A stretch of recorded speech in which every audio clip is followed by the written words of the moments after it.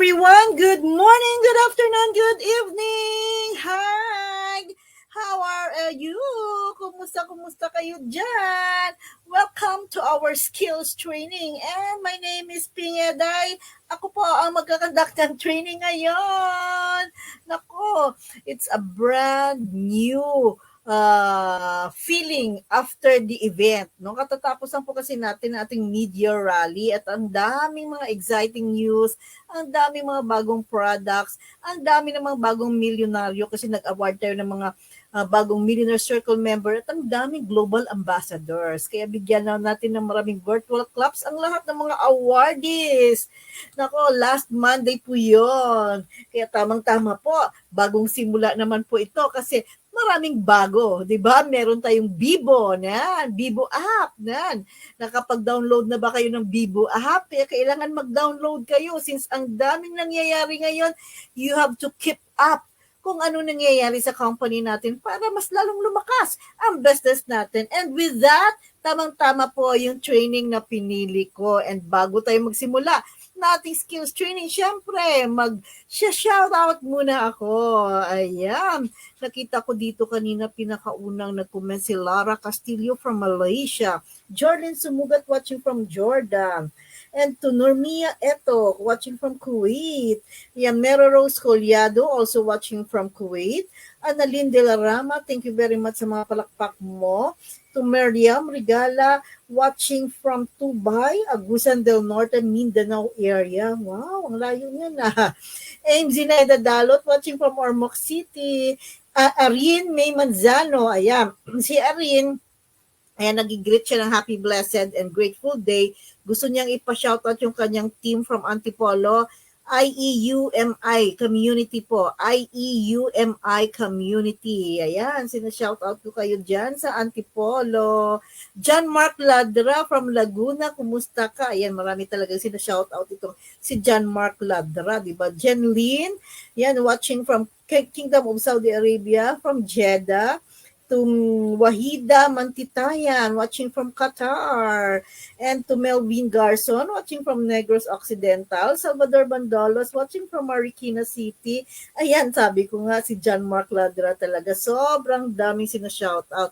Hello, shoutout ko ikaw, Melvin Garson. Ayan, na-shoutout na kita. Lenny Yalon Banuelos, watching from Zamboanga City. So maraming salamat sa mga palakpak ninyo kasi deserving po yung mga awardees natin last Monday sa mga palakpak nyo. Yan, si Shansi Azarcon from Saudi Arabia and si Dante De La Cruz nandito na po. Ayan. So pa-shout out daw si Marvin Tropal Tabogok watching from UAE. Ayan. Marvin Trapal Tabogok. And also to Janice Ann Masayon watching from Kuwait. Ayan, ang dami talagang mga kababayan natin na nasa ibang bansa na talagang nandito ngayon. And syempre yung aking kababayan din, yung aking kaprobinsya, si Janine Iris Halanes watching from Iloilo. Muner Abdullah watching from Cairo, Egypt. Portans from DRC. Hello, brother. Jen Ramos Catalia watching from Muscat, Oman. Ayan.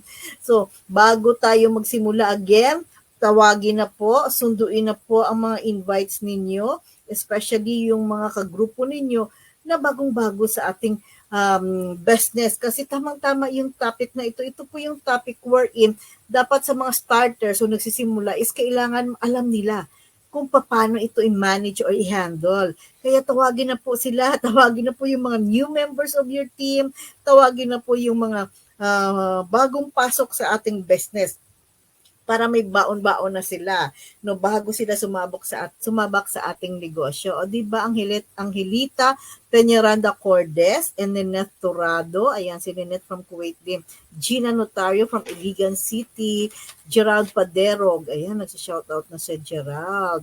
Syempre si Angelita Cordes pula from Toronto, Canada, yan palagi yang present sa mga ating mga trainings. Raymark Tanglao, good morning din sa iyo. Emilia Tiopi watching from Laguna po. Yan. Christine Alfeche, watching from Kuwait. Ako na-notice ko ang daming taga-Kuwait ngayon. Hello, hello sa lahat po ng mga taga-Kuwait. Shout out, shout out. Ingat-ingat kayo dyan.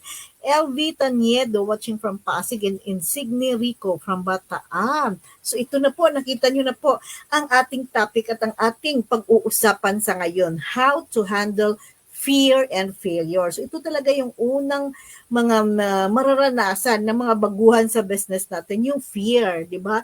Yung takot. Kasi nga, di ba, takot of the unknown.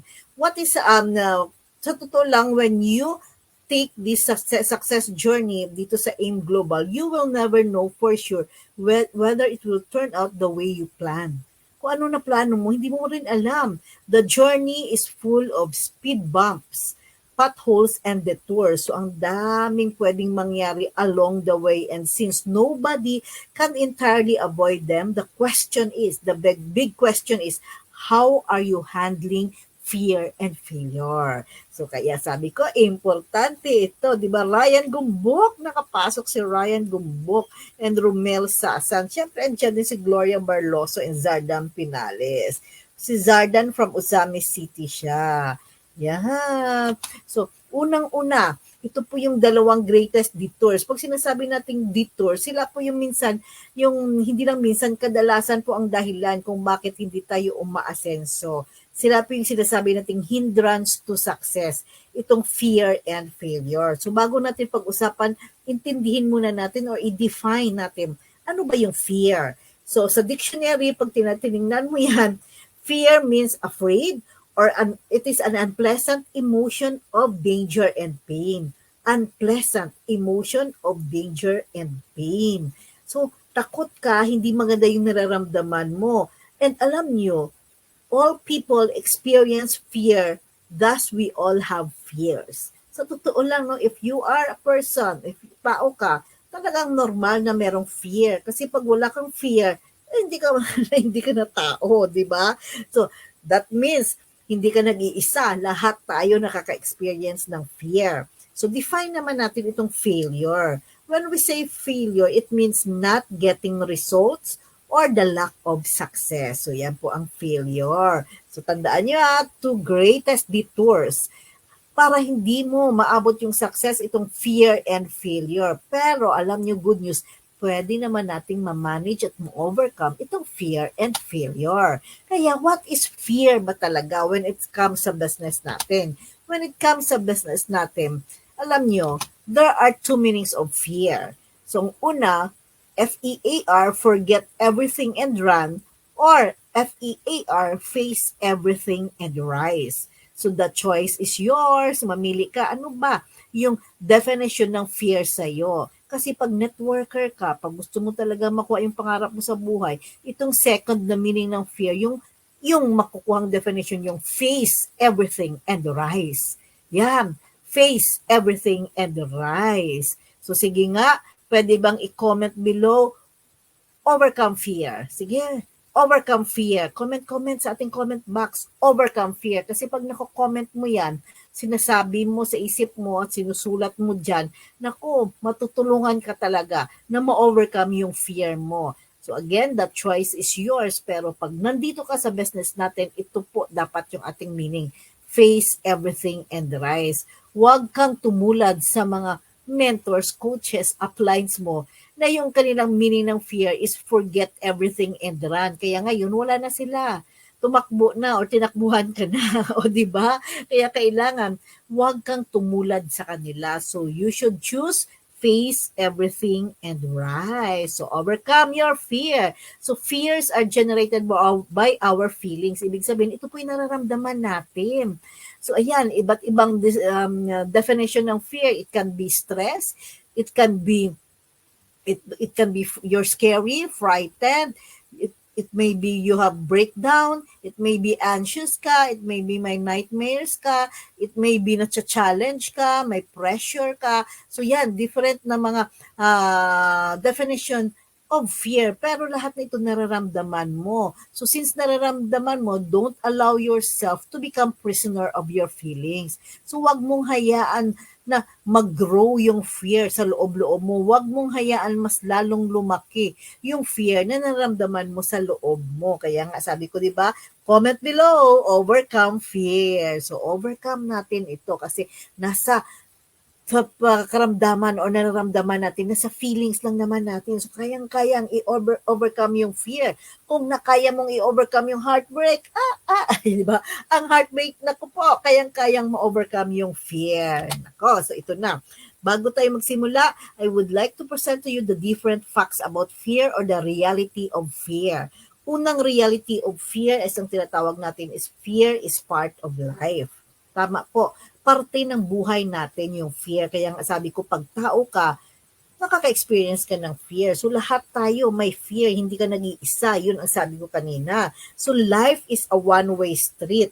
No matter how many detours you take, none of them leads back. Tama po, yung buhay hindi umuurong, umuusad palagi. So walang atrasan. Tapos na po yung kahapon.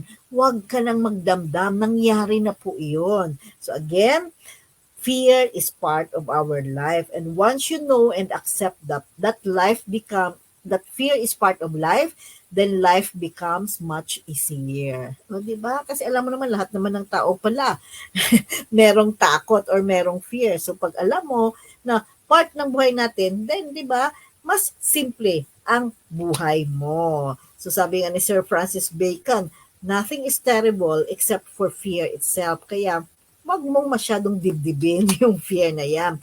The only thing we have to fear is fear itself. Sabi naman ni Franklin D. Roosevelt. Pero yung magsasabi ko lang, since part of our life yung fear, ang gagawin natin is look beyond your feelings and examine the thinking that's generating your fears. So tingnan mo, examine mo yung sarili mo. Ano ba itong nararamdaman ko? Bakit natatakot ako marap sa tao? Bakit natatakot ako mag-invite? Bakit natatakot ako mag-message sa kanya? So, iisipin mo ngayon kung bakit yun ang nararamdaman mo. Kasi pag naisip mo yun, nag-generate mo yung feelings mo na meron ka alanganing feelings or takot na feelings, then mapaplano mo kung paano ang gagawin. Di ba? Dati takot ka mag-invite. So ngayon, gagawa ka ng script. So that means, pag recognize mo yung fear na nararamdaman mo, nagagawan mo ng plano. Oh, di ba? Kaya nagagawa mo na ngayon mag-invite kasi may script ka na. Natatakot ka dati kasi hindi mo alam yung sasabihin mo, but because inisip mo at pinagplanuhan mo, ang bilis mo na ngayon mag-invite. So, yan. So, next, second fact about fear, the reality of fear. Fear can be a hindrance to success. So, tama po. Yun po ang sabi ko kanina. It is a hindrance to success. Bakit? Kasi pag nararamdaman mo yung takot, inalagaan mo, lumaki dyan, syempre, wala ka nang ginawa. So, fear can lead to inaction. Pag wala kang ginagawa, syempre, walang resulta. So, again, huwag mong hayaan i-control yung buhay mo ng fear na yan. Kasi pag na-control ng fear yung buhay mo, naku po, wala kang mararating. So, overcome your fear to give birth to success. So, number 3, reality or fact about fear. Fear causes procrastination. Alam mo, na-experience ko rin ito. Pag natatakot ka, di ba?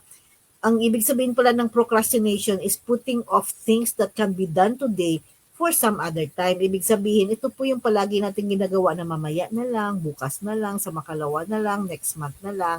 O di ba, mahilig tayo sa mamaya na lang, di ba? Yan po, procrastination. So, fear causes procrastination. At alam nyo, pag palaging may procrastination na yan, that means it will lead to lack of experience on your part. Ibig sabihin, wala ka nang ginawa. So, wala kang na-experience. Hindi mo na-experience mag-invite, hindi mo na-experience mag-present, hindi mo na-experience mag-close ng sale. So, anong mangyayari dyan? Pag lack of experience, magiging ignorante ka sa business natin. Pag ignorante ka sa business natin, the more na lumalaki yung fear sa loob mo. Kasi wala kang na-experience nga, wala kang ginawa, di ba? So fear again causes procrastination.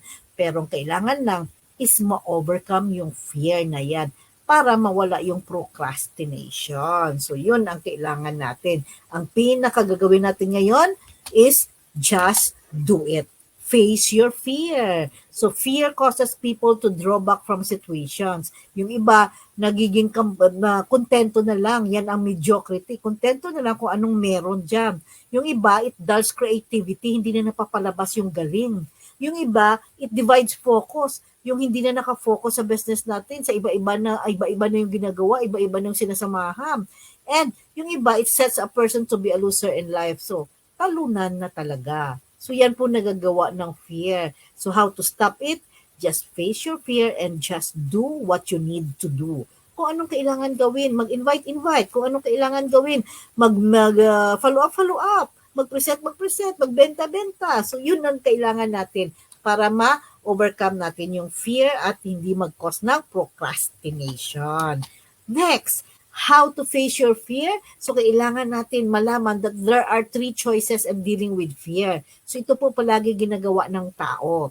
3 paraan lang para ma-deal nila yung fear. Yung iba, ito yung unang paraan ginagawa nila, avoiding fear by staying in safe place. Ayan. So, baka ikaw dyan. Alam mo, na-experience ko rin itong number 1 na ito.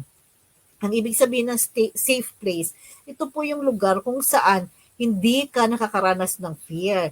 Yung bang nasa bahay ka lang, hindi ka nagpo-prospect, hindi ka nag-i-invite, hindi ka nagpa-follow up, wala kang ginagawa dyan, nood-nood ka lang ng Netflix, no, na maglaro ka lang ng mobile games, so yun ang ginagawa mo, safe place mo. Kaya walang fear. Ayan.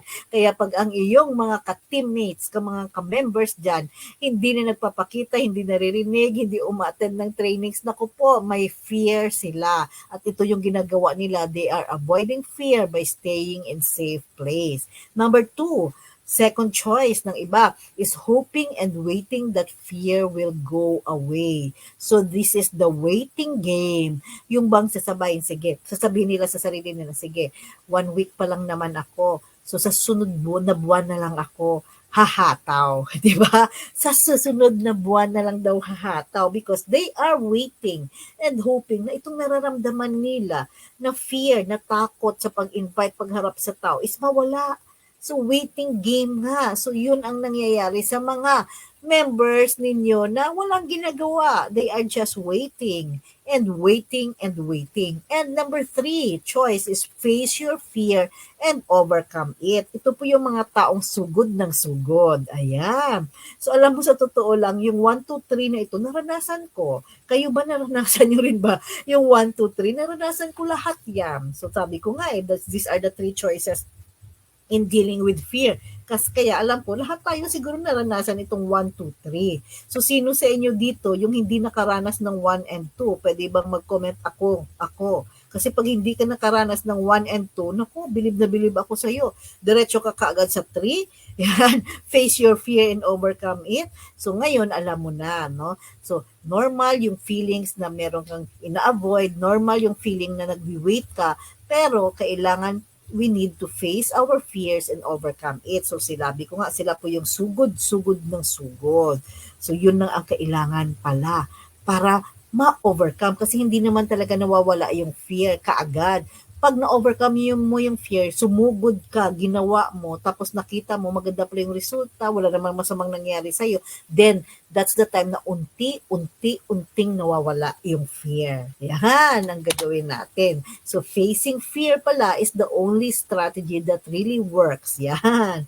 Harapin kung ano yung kinatatakutan natin. Next, meron ditong research. According sa research, ito po yung the foundation of fears. Ito po talaga usually ang nangyayari pag meron kang fears. So, 60% of our fears are totally unwarranted. They never come to pass. Ibig sabihin, marami tayong kinatatakutan. Pero alam mo, 60% na kinatakutan natin, walang basihan. Yan, walang basihan. Next, 20% of our fears are focused on our past, which is completely out of control. Ayan, marami din sa atin yung, hindi na ako magbe-business ng ganyan kasi naranasan ko na yung mga ganyang klaseng business networking. Hindi gumana dati, nag-fail ako kaya ayoko na diyan. So yan po, maraming ganyan, no? 20% po nakafocus kung ano yung past nila, ano nangyari sa past nila. And next, 10% of our fears are based on petty things that make no difference in life. So 10% yung maliit lang naman na bagay. Yan, petty. Maliit lang na bagay pero pinapalaki mo sa loob mo. Yan. And next, 10% can be considered justifiable. So, ibig sabihin, 10% lang pala yung justifiable or reasonable na fear. So, that means, kayang-kaya natin talagang i-overcome itong fear. Kasi 10% lang naman ang pwedeng mangyari na justifiable. Di ba, Elizabeth Destacamento and Teresita Capili and Manny Ayaw, di ba? So, kailangan talaga fight, fight, fight, sabi nga dito ni Teresita Capili, para ma-overcome itong fear natin. So ito na ngayon, magdi-discuss na tayo how to face your fears. So ito na yung pinaka-importanting topic. After na naintindihan natin kung ano yung fear, so dito na tayo sa mga steps. Paano ko ba talaga ma-overcome or ma-face yung fears ko? Kasi nga, facing your fear is the only strategy that works. So unang-una yung gagawin natin is to admit your fears. When we say admit your fears, you need to recognize and acknowledge yung takot na nararamdaman mo. Kasi the moment na na-recognize mo at na-acknowledge mo yung fear na yan, doon mo malalaman, dito pala yung pinanggagalingan ng takot ko. At pag nalaman mo yung pinanggagalingan ng takot mo, makakagawa ka na ng plano. Paano ma-overcome yan? So, admit your fears by acknowledging and recognizing them. Sabi nga ni George Patton, the time to take counsel of your fear is before you make an important battle decision.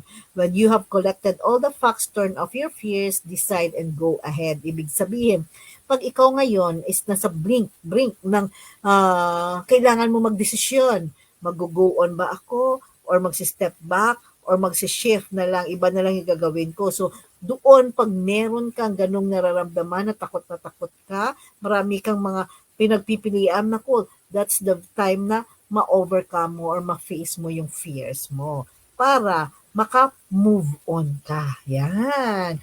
Next, number 2, how to face your fears is accept fear as the price of progress. Ayan, sabi nga ni Dr. Susan Jeffries, as long as I continue to stretch my capabilities, as long as I continue to take risks in making my dreams come true, I am going to experience fear. So sabi niya nga, pag ikaw ay merong hinahabol, no, na plano or hinahabol na goal and ginagawan mo ng paraan, meron talagang risk. Pero along the way na nagtitake ka ng risk in making your dreams come true para makuha mo yung goals mo, doon mo nagigain yung maraming experience. And through that, nasi-stretch mo yung capabilities mo. So in short, kailangan meron kang activities or meron kang mga ginagawa para nasi-stretch mo yung capabilities mo, nakikita mo yung kakayahan mo. Kasi nga ginagawa mo na ngayon. Masasabi mo, naku, dati takot na takot ako mag-prospecting. Ngayon, Diyos ko, ang dami ko nang na-prospect sa isang araw. Kahit sino na lang dito sa Facebook na nakikita ko, mini-message ko. So, ganun lang pala. O, di ba, nasi-stretch mo na ngayon yung capabilities mo. Hindi mo yan masi-stretch pag hindi mo ginawa. O, kaya kailangan, again, meron kang ginawa. Next, number 3, how to face your fears is develop a burning desire. When we say burning desire in Tagalog, anong ibig sabihin ng burning desire? Naglalagablab na damdamin. Ayan. Naglalagablab na damdamin. Ibig sabihin, may passion. Kailangan may passion ka towards the goal na gusto mong ma-achieve. May passion ka na gusto mong yumaman, gusto mong mabago yung buhay mo, gusto mong kumita ng malaki, gusto mong makabili ng sasakyan, gusto mong magkaroon ng magandang bahay. Passion, burning desire. No? So your dream is one of the most effective antidotes for fear. Again, your dream is one of the most effective antidotes for fear. So it can fuel the flames of desire within you. Sabi nga dito, your dream can help you go where you're afraid to go and do what you're afraid to do. So yung dreams or pangarap mo, yun ang panlaban sa fear. Again, dapat meron ka palang pangarap kasi yun ang panlaban natin sa fear na nararamdaman natin. And number 4, focus on things you can control. Tama po, kung ano na yung makaya mo, doon ka mag-focus. Huwag mo nang i-focus ang oras mo or pagkakataon na yun sa mga bagay na wala ka namang kakayahan na i-manage yun or ikahawakan yun. Example, oras. Yan, oras. Example, part-time mo lang ginagawa itong business natin. So that means you can only spend 2 to 4 hours per day dito sa business natin. So since yun lang kaya mo, doon ka mag-focus sa 2 to 4 hours na yun. Huwag kang mag-isip na sana 8 hours, sana buong araw, sana available ako sa 8 oras na yan, sana available ako sa umaga hanggang hapon para mas marami akong ma-invite. Diba? So huwag kang mag-isip ng ganun kasi nga hindi mo na makontrol yun, may trabaho ka during that time. So ang makokontrol mo lang is yung 2 to 4 hours na nilaan mo after work dito sa business natin. And with that 2 to 4 hours, I know marami kang magawang plano para dyan. Kasi yun ang kayang i-control ng sarili mo. So gets ba? Gets na gets? Diba? Sabi ni John Wooden, do not let what you cannot do interfere with what you can do. So kung ano yung kayang gawin, doon ka po. Doon ang focus mo. And number 5, feed your faith, not your fears. So dito naman po, kung ano yung paniniwala mo, yan ang faith. So kung ano yung paniniwala mo, doon ka po mag-focus. Yun po yung pagbigyan ng pansin, yung faith na yan, di ba? If you believe you will become successful in this business, then go for it. Kasi pag yung focus mo fears, maraming alinlangan, hindi ka makakatawid kaagad or hindi ka makakatakbo or makakalakad kaagad. Pero pag faith ang focus mo, pinapalaki mo yung belief mo sa sarili mo, pinapalaki mo yung belief mo sa business, sa belief mo sa iyong coaches, sa iyong mentors, belief mo sa products, then doon po ang talagang magbibigay ng maraming energy para move on or maka-go on, makatakbo ka ng mabilis. So acting on faith is as the right emotion lifts you to success, while acting on fear as the wrong one starts you on a disheartening detour. So paniwala ka, 'di ba? Yung iba maririnig mo, walang-wala ako. Walang-wala akong gadgets, walang-wala akong pera, walang-wala akong alam. So, ang dala-dala ko lang is paniniwala, belief na makakaya ko to, belief na magagawa ko to, belief na magiging successful ako dito. So, faith. And alam naman natin, faith can move mountains. Kaya, ang daming success stories natin dito na nagsimula lang sa faith, paniniwala. So, begin with belief in yourself. Siyempre, believe in God that He will bless you. Believe in the company, believe in the products, believe in your team, in your coaches and mentors. So kasi po, doon po talaga magsisimula yung mabilis na takbo, yung maraming energy mo ibibigay sa iyo, yung faith na yan.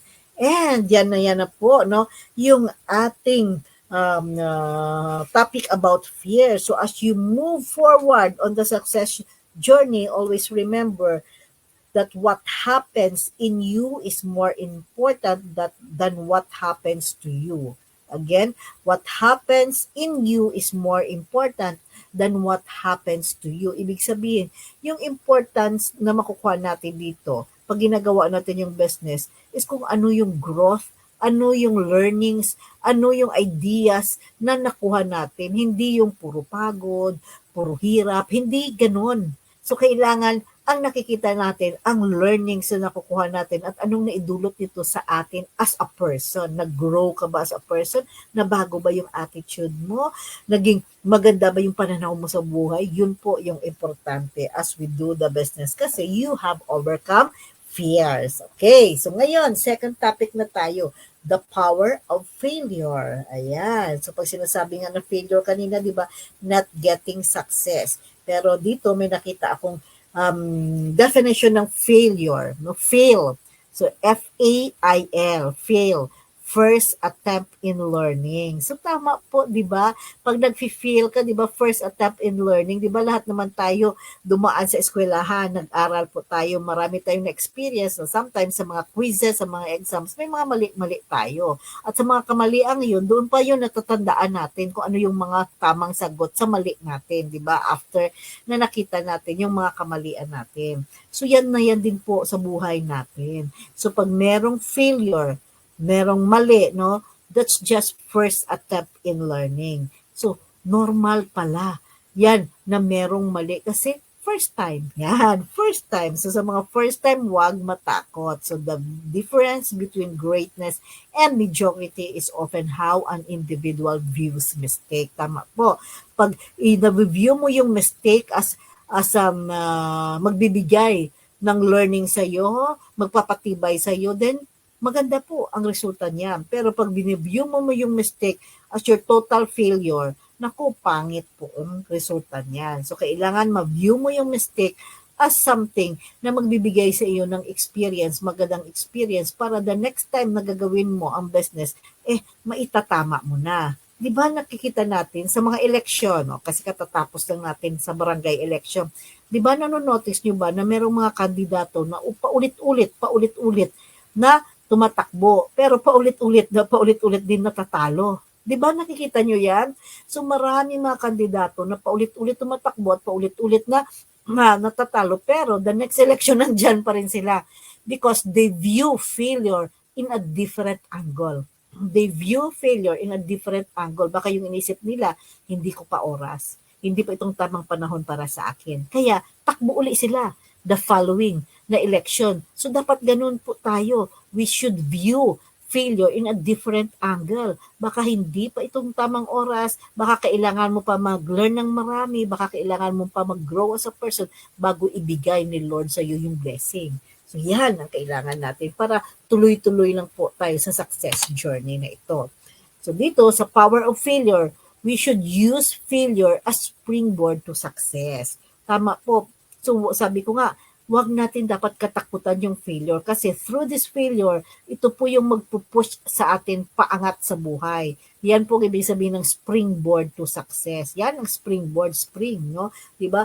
Pag doon ka po, mag-jump off ka diyan, then ihahagis ka niya pataas. Parang yun po ang ginagawa ng failure sa atin. Kasi nagiging wiser and smarter tayo sa mga pagkakamali natin. Kaya pag bumangon tayo, baon-baon natin yung mga experiences na yun at yun po yung tutulong sa atin para pag ginawa natin ulit yung business, yung tama na ngayon yung gagawin natin, hindi na yung mali. Ayan, sabi nga naririnig ko nga na sa iba, pag ikaw ay nagkamali, okay lang, bangon ka uli. Sa second time na nadapa ka uli, okay lang yan, baka hindi ka pa nahimasmasan, di ba? Pero sa third time na inulit mo pa yung pagkakamaling yan, tanga ka na. Yun po yung mga sinasabi ko. Kaya dapat may limit din pala yung pag-move on natin. Pag sa unang dapa, sa pangalawang dapa, okay lang, no? Kasi nali-learn na tayo. Pero sa pangatlong dapa, kailangan talaga meron na tayong resulta. Huwag nang ulitin yung pagkakamali 3 times. Parang yun ang ibig sabihin. Yan. So mistakes are learning experiences and opportunities for growth. Kaya love those failures, pero kailangan may limit yung pagbangon mo. Gusto mo ba palagi ka lang nadadapa? Di ba? Pangit naman. So kailangan naman bigyan natin ng pansin yung mga mali natin para hindi paulit-ulit na ginagawa natin. So ito na ngayon yung mga steps how to fail forward. So ito nang gagawin natin. Paano ko ba ma-overcome itong fail? Yan ang ibig sabihin, how to fail forward. Number 1, appreciate the value of failure. Yan, appreciate the value of failure. So sabi ko nga, 'di ba, you have to look at failure in a different angle. Tingnan mo yung mga athlete, no?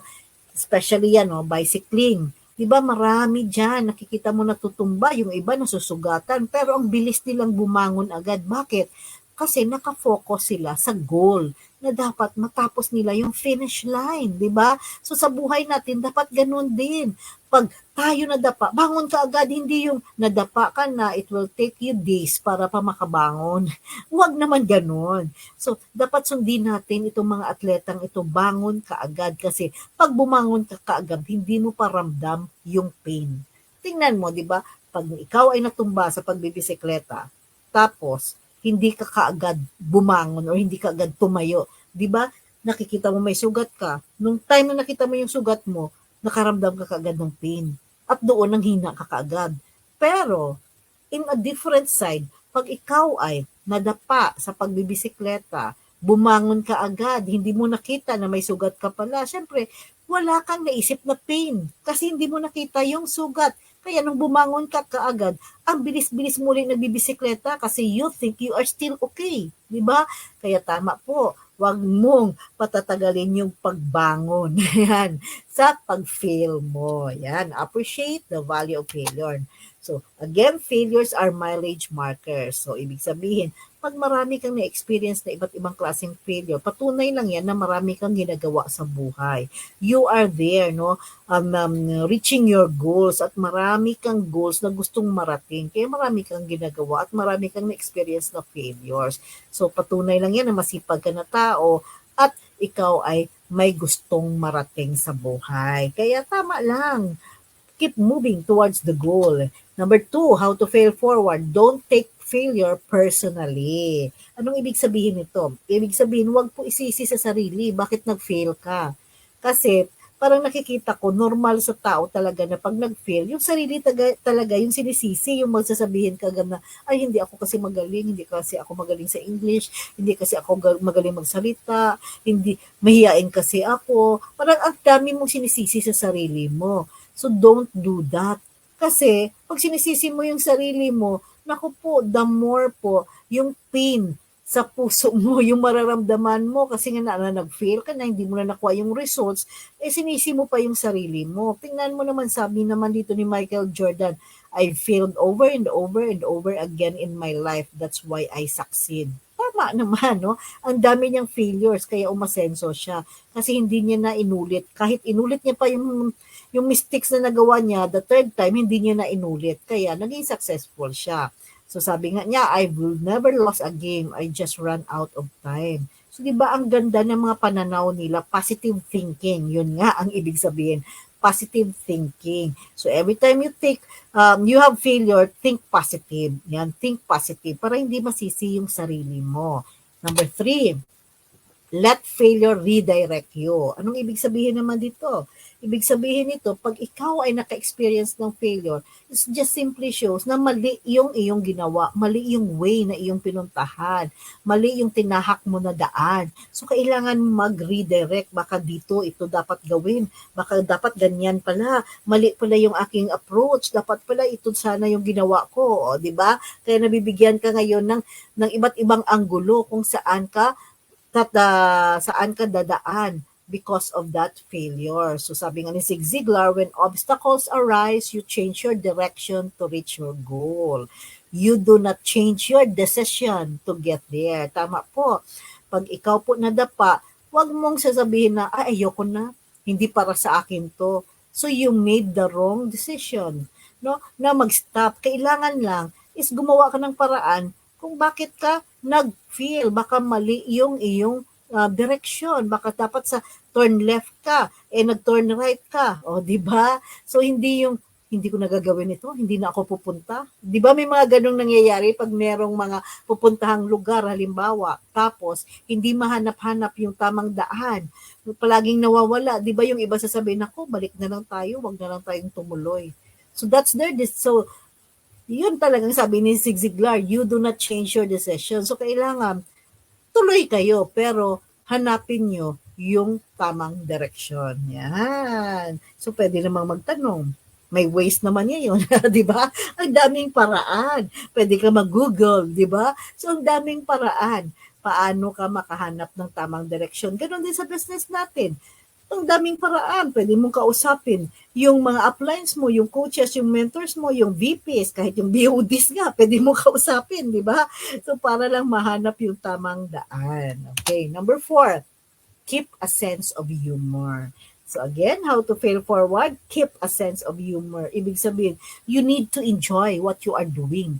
Kailangan masaya ka sa ginagawa mo. Kasi pag hindi ka masaya sa ginagawa mo, mabilis kang mapapagod. At palagi kang pagod na pagod, you will give up easily. So kailangan, find ways para maging masaya ang iyong trabaho. Diba?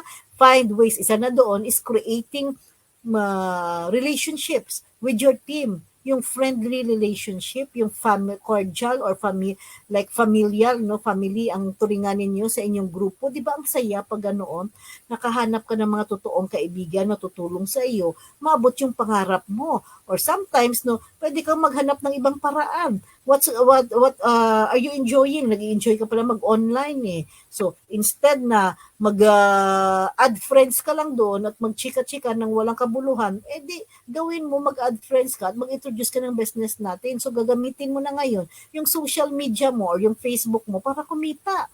Di ba? Hindi lang yung puro walang kabuluhan ang ginagawa mo sa Facebook. Di ba? So, pag kumita ka, I know, masasayahan ka talaga, di ba? Siyempre, sino naman ang hindi sasaya pag kumikita ka, di ba? So sabi nga, when the going gets tough, keep everything in a positive, humorous perspective. So yun po ang nagagawa pag meron ka mga kaibigan, meron ka kasamahan sa team mo, na kahit marami kayong nararanasang hirap, challenges, trials, or failures, nagiging magaan po. Kasi andun sila, nagli-lift up sa'yo, andun sila, sometimes dino-joke-joke lang nila, pero nagpapasaya sa'yo. Yan ang importante. May nagpapasaya sa'yo. Or just find something kung saan yun po ang love mong ginagawa. So, isali mo sa business natin. Yan. And number 5, how to fail forward. Ask why, not who. Ano naman ibig sabihin nito? Ang ibig sabihin nito, pag ikaw nag-fail, tingnan mo muna, anong nangyari? Hindi yung isisi ka agad kasi si upline, kasi yung downline ko, kasi yung mentor ko, kasi yung product, kasi ang dami mong sinisisi, di ba? Ang dami ng sinisisi. So instead na makita mo yung tunay na rason bakit nag-fail ka, hindi mo na nakikita kasi nga nag-blame ka na. You're blaming others for your failure. So, dapat yung unang gagawin, anong nangyari? Bakit hindi ko nakuha yung goals ko? Saan ako nagkamali along the way? Yan ang importante. Especially if you want to grow in this business, kailangan mo talaga makita yung mga pagkakamali mo para doon ka nag-grow, naging wiser and smarter ka nga sa ginagawa mo. So again, ask why, not who, pag ikaw ay may failure. Kasi sabi nga dito, to reach your potential, you must continually improve yourself, take responsibility for your actions, and learn from your mistakes. So tama po. So wag isisi sa iba, dapat responsable ka sa mga ginagawa mo sa business mo. Ayan. And number 6, how to fail forward. Make failure a learning experience. So ito po yung I've been saying it a while ago, na learning experience ang failure. Hindi po ito loss. It's a gain. You learn, you change, you grow. Yan ang sabi ni Michael Barata. Tama po. Kasi doon lang naman tayo sa pagkakamali natututo. Di ba? Totoo naman talaga. Sa pagkakamali po tayo natututo. Kaya wag matakot sa pagkakamali because it's a learning experience. At kailangan lang is marunong kang bumangon uli. And this time, alam mo na po kung ano yung gagawin mo. May baon-baon ka ng experience dyan. So baon-baon mo na ang mga reasons bakit ka nag-fail. So you have to know ang tamang daan. So you change, no? So you change and keep growing. Ayan. And number 7, don't let failure keep you down. Ito po, tama po. Kasi marami sa atin din na minsan pag hindi nakukuha yung results, nadi-depress. They felt so down. So normal naman that you feel down every time you lost. Pero wag naman yung forever kang down talaga. So, yung depressed ka talaga, yung umiiwas ka na sa kay upline, umiiwas ka na sa kay mentor kasi hindi mo na-reach yung goal na sinet mo at sinabi mo sa kanila. So, don't do that, no? And remember, don't let anyone break you. It's just a failure. It's just a failure. Pag failure, pwede mo pang bawiin. Di ba? Marami naman sa mga estudyante na nag-fail pero bakit nakagraduate? Marami naman sa mga estudyante yung may failing grades pero pag tingnan mo sa buhay, champion sila sa buhay. Yung sila pa yung umasenso sa buhay compared sa mga classmates nila na matataas yung grades. So always remember, don't let anyone break you. Ibig sabihin, kung sino man yan, yung tinuturo mo, biniblame mo, sa downfall mo, kailangan mo talagang mag-learn sa mistakes mo. Wag kang magpapadala kasi magpapadala ka sa failure na yon, wala kang mararating sa buhay. So sabi nga, there may always be people who secretly want to see you fail. That's okay. Just stay strong and stand tall. Sabi ni Kristen Butler. Ayan. So tama po, along the way na ginagawa natin yung business, hindi maiiwasan yung criticism. Kung sa atin pa, yung mga marites, di ba? Hindi maiiwasan yung mga marites, yung mga chika-chika, minsan masakit sa damdamin, pero kailangan lang natin maging strong. Kasi sila po, may tao talaga that they want to pull you down. Diba sabi nga nila, mentality daw ng Pinoy ang ganyan. Di ba? Yung gusto nila talagang i-pull down ang mga kaibigan nila. Ayaw nilang makitang umaasenso yung kaibigan nila. So sa ngayon, since yun pala yung nararamdaman ng maraming tao, so kailangan maging strong ka to face it kasi common pala sa mga tao yung ganyang attitude. So, you should not be like that kasi alam mo pala yung feeling na dinadown ka, di ba? So, sabi nga ni Lebron James, I like criticism. It makes you strong. So, tama, di ba? And number 8, use failure as a gauge for growth. So, ayan. Pag sinasabing gauge, nagmi-measure. So, pag marami kang failures, ito po yung nagmi-measure sa iyo kung saan ka na sa iyong journey to success, di ba?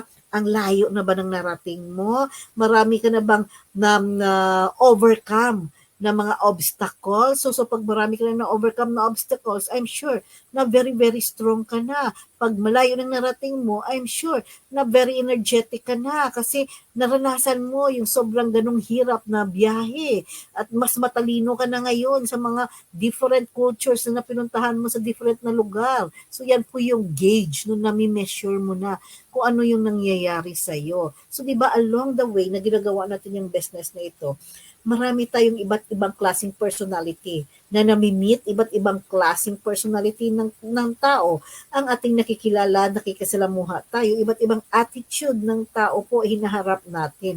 Pag dumadami po yung grupo sa ating team, no? Dumadami yung group mo sa network mo, it simply shows na you are able to deal with different types of personality. You are able to deal with different types of attitude. And pinaka-importante po yun sa business natin. Kasi nga, networking yung business natin, tao po yung negosyo natin. So, pag yun ang nangyayari, that means you are very ready to become a leader. And if you are very ready to become a leader, alam mo anong kasunod dyan? Very ready ka na tumanggap ng results. Hindi lang simpleng results, malalaking resulta. Kaya tama po, doon po natin nag-gauge yung growth natin sa business na ito, sa mga failures, sa mga challenges, sa mga trials na na-overcome natin. And number 9, ayan, si Bing Ormas. Ay, Pen Makuray. Diyan si Kuya Pen. Ayan, nakapasok si Kuya Pen. And syempre, gusto ko rin i-acknowledge ito si Marivic Pelonio. Ang dami niya ng sila shout out. And si Ringor. Alvarado Oliver. Oliver Ringor from Manawag, Pangasinan. Hello, Oliver. Adyan ka pala, Oliver. Yan. So, ito ng number 9, how to fail forward. See the big picture. So, anong ibig sabihin ng big picture na ito? Ibig sabihin, pag bumabiyahe ka, hindi yung nakikita mo yung immediate na dinadaanan mo. 'Di ba? Hindi lang yun ang nakikita mo. Dapat nakikita mo ang patutunguhan mo. 'Di ba? Saan ba ako pupunta? Yan, seeing the big picture. Just like in doing our business here, hindi lang dapat pera yung nakikita mo. 'Di ba? Kasi pag pera lang yung nakikita mo, nako, hindi mo pala makikita na kailangan mo palang mag-learn. Kailangan mo palang mag-training. Kailangan mo palang magplano. Kailangan mo palang mag-form ng grupo. Kasi money will follow. Yun po ang pagkakamali ng iba. Hindi nila nakikita yung big picture. Akala nila, pagpasok nila sa business na ito, money will flow. Kikita na sila kaagad kasi pera kaagad yung nakikita nila, which is very wrong. So tingnan mo yung kabubuan ng business natin. Paano ako kikita ng pera? Doon mo malalaman ano ba talaga. So be out of the maze. Dapat alamin mo yung tamang sistema, yung mga tamang ginagawa, yung marketing plan, yung products, yung tamang pag-aalaga. Kailangan maging leader ka, tamang pag-aalaga ng grupo. So ang dami mong dapat makita, no? Seeing the big picture simply will guide you para makapunta sa totoong destinasyon mo. Ayan.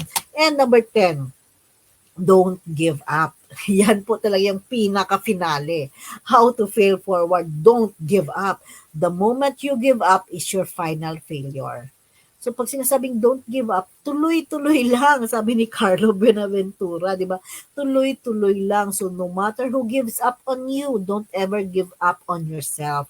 Alam ko, marami kang na-invite, marami nang nawala. Marami kang nag-groom to be leaders, pero nawala. Marami kang tinraining at minotivate na tao, yung iba nawala na. Okay lang yon. Ang importante, andyan ka pa. Hindi ka nawawala kasi habang andyan ka pa, tumatayo ng mataas, ng strong, kaya mo uli mag-invite ng tao. Kaya mo uli mag-form ng grupo habang andyan ka nakatayo. So, kailangan natin yan maintindihan. So, para hindi ka easily will give up on our business, you have to see which step you have reached daily. Ano na ba yung ginagawa ko? Yan ang importante. Meron ka bang steps na ginagawa? Kasi pag wala kang ginagawa, it's easy to give up. Di ba? Yun ang sabi ko. Pero pag meron kang ginagawa, alam mo kung saan ka pupunta. Yan. Dapat may mapa ka pala. Yan. Yung mapa na yan, yun po yung iyong goals, plan. Di ba? Di ba? Yun po ang mapa mo. So every day, dapat nakikita mo daily, weekly, monthly, yung progress mo. Kasi 'di ba normally ganun tayo nung una tayong napresentahan ng businesses, nasasabi mo I won't do it, hindi ko yan gagawin. Ayoko magbenta-benta, ayoko mag-recruit.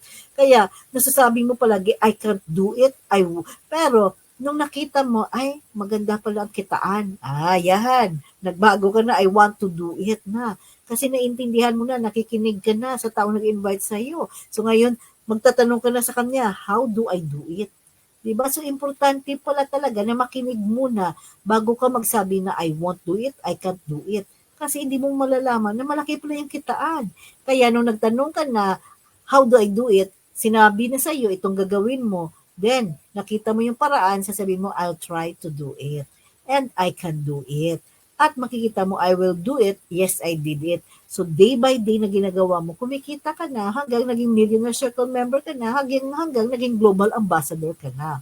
So kailangan lang talaga meron kang steps na tinatahak. Importante yon kesa walang ginagawa. Kasi pag walang ginagawa, it's easy to give up. So yan na po ang ating how to overcome fear and how to overcome failure. Di ba ang bilis ng oras? Mag-iisang oras na tayo nag-uusap dito. Shancy Azarcon, OFW Project Program, Maria Lynn Bernido, ayan, nandiyan sila nakapasok. Bernadette Tedak, ayan. Nako, ang dami. Si Kevin Quijano. So yan. So keep on learning the business, keep on communicating with your sponsors, with your downlines, importante with your team, no, communication. Kasi through each other, marami tayong nali-learn. It doesn't mean na pag ikaw yung upline, ikaw yung leader, ikaw lahat yung nagtuturo. Hindi po. Sa isa't isa sa atin, marami po tayong matututunan. Kaya be open po sa learnings, be open din po sa mga challenges and trials. Ang importante lang, marunong ka how to overcome those fear and failure. And lastly, never let success get to your head and never let failure get to your heart. Kasi yung mabuting tao, siya po yung palaging binibless ni Lord. Yan na po yung ating training for today. So kita-kits tayo dito sa ating official FB page. It's every Monday to Sunday po, 7 p.m. Meron po tayo mga different trainings dito for you to learn the business and for you to help you guide and to support you as you go along the journey to reach your goals or to become successful. So once again, my name is Ping Eday. Ingat-ingat kayong lahat and God bless everyone.